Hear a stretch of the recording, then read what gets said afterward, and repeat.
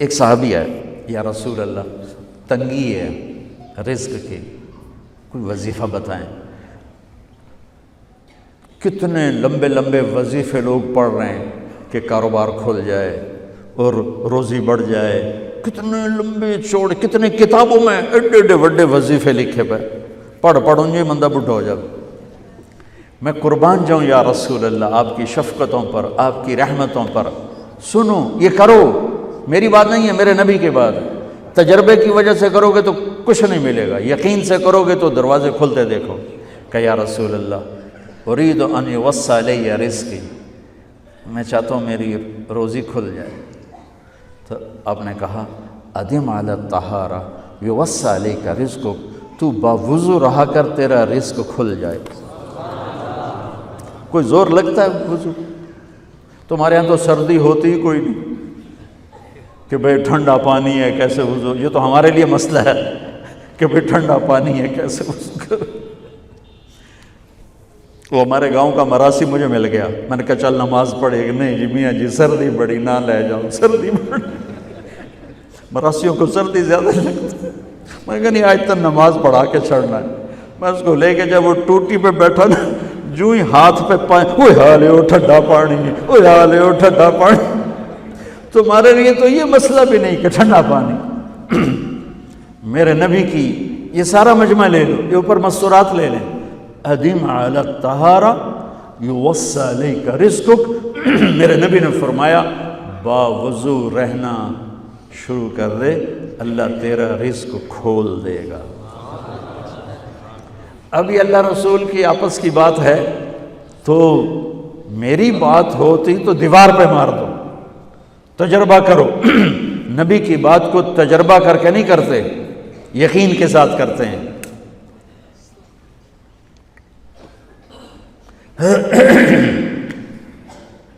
ادم علی الطہارہ یوسع علیک رزقک، باوضو رہا کر۔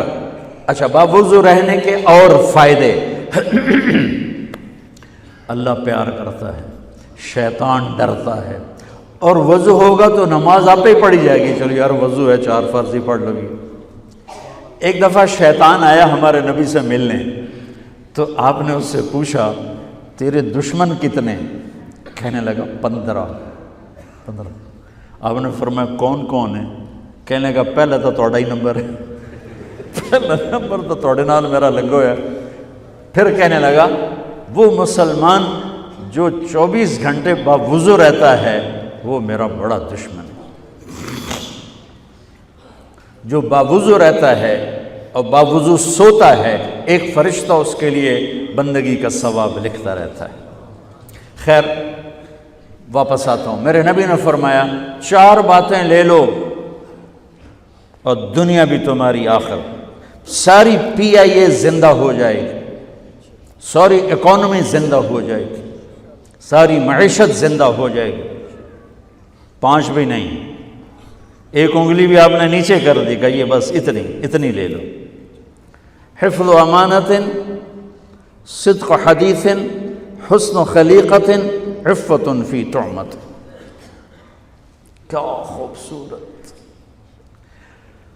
ساری زندگی کسی کو دھوکہ نہ دینا، دیانت داری۔ میرے ملک کے ادارے کیوں ڈوب گئے؟ دیانت نکل گئی، کھوٹ آ گئی، دھوکہ آ گیا۔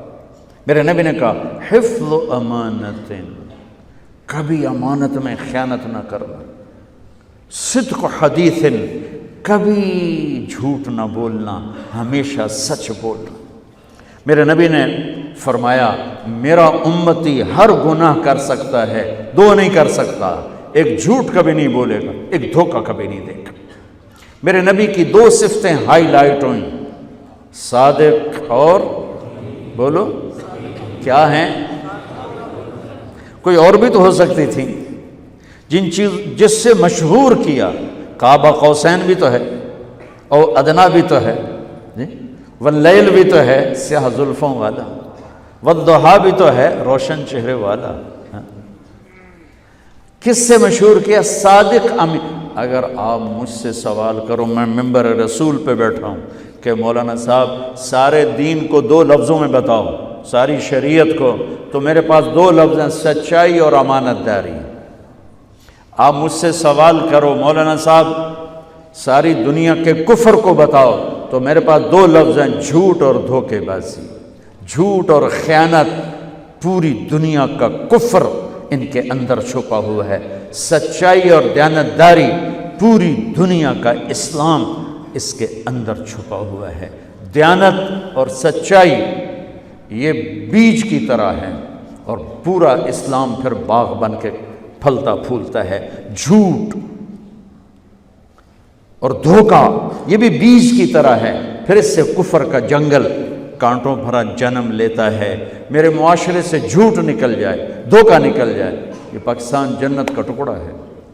اور یہ حکومت کے بس کا نہیں ہے کہ وہ سب کو سچ بلوائے، یہ مجھے کرنا ہے، یہ مجھے کرنا ہے، میں نے اور آپ نے اس کو شروع کرنا ہے۔ حضرت جریر بن عبداللہ یہ یمن کے شہزادے تھے، آخری حج پہ مسلمان ہوئے۔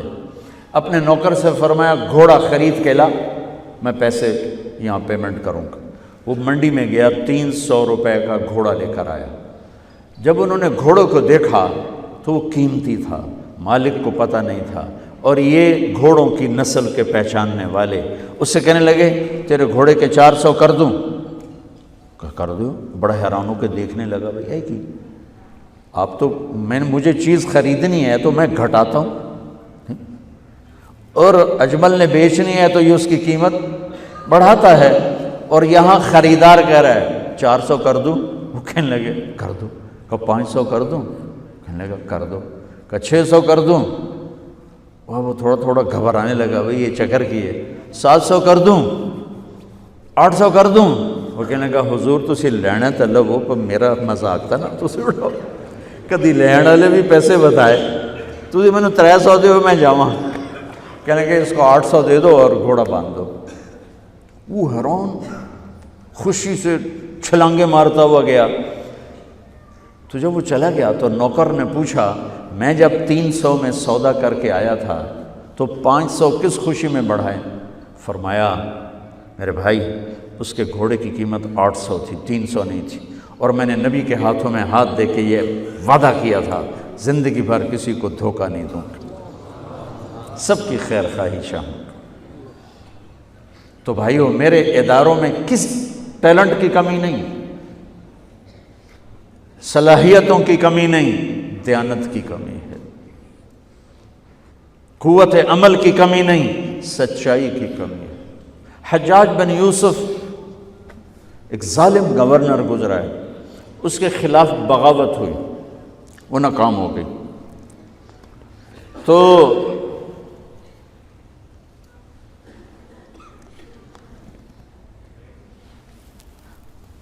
کوفہ میں ایک بزرگ رہتے تھے، ان کے بیٹے اس بغاوت میں شریک تھے۔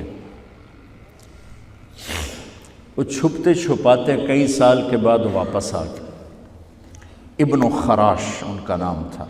ان کی سچائی مشہور تھی کہ ابن خراش جھوٹ نہیں بولتا۔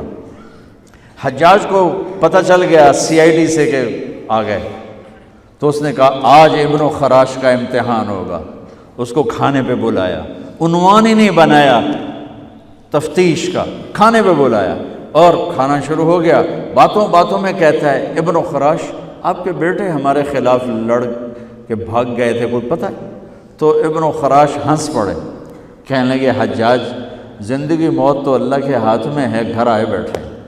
تو اس نے کہا تیری سچائی کو سلام کرتا ہوں، اگر تو جھوٹ بولتا یہیں تیرا سر اتارتا، پھر تیرے بیٹوں کا جاؤ سلام ہے تیری سچائی کو، تیرے بیٹے تجھے مبارک ہوں، مسلمان جھوٹ نہیں بولتا۔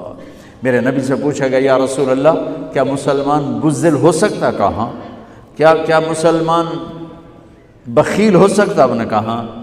پھر پوچھا گیا جھوٹ بول سکتا؟ کہا نہیں، جھوٹ نہیں بول سکتا۔ تو دو باتیں حدیث پاک کی، صدق حدیث، حفظ امانت، یہ دو باتیں زندہ ہو جائیں تمہارے سارے ادارے زندہ ہو جائیں، ہم نقصان سے نکل کر نفع میں آ جائیں گے، نفع میں آ کر اوروں کو دینے والے بن جائیں گے۔ اس ملک میں اتنے خزانے اللہ نے چھپائے ہیں، اور اس ملک میں اتنے اللہ نے استعداد والے لوگ پیدا فرمائے ہیں، صرف 2 چیزوں سے ہم مار کھا رہے ہیں۔ ہمارے جو ادارے ڈوب رہے ہیں وہ گلگت سے لے کر گوادر تک، اس میں وسائل کی کمی نہیں، سچائی کی کمی ہے، دیانتداری کی کمی ہے، اور یہ ریلیٹڈ ہے رب ہونے کے ساتھ کہ ہم نے اللہ کے رب ہونے میں شک کیا تو ہم غلط راہوں پہ چل پڑے۔ رب تو اللہ ہے، دینے والا تو اللہ ہے،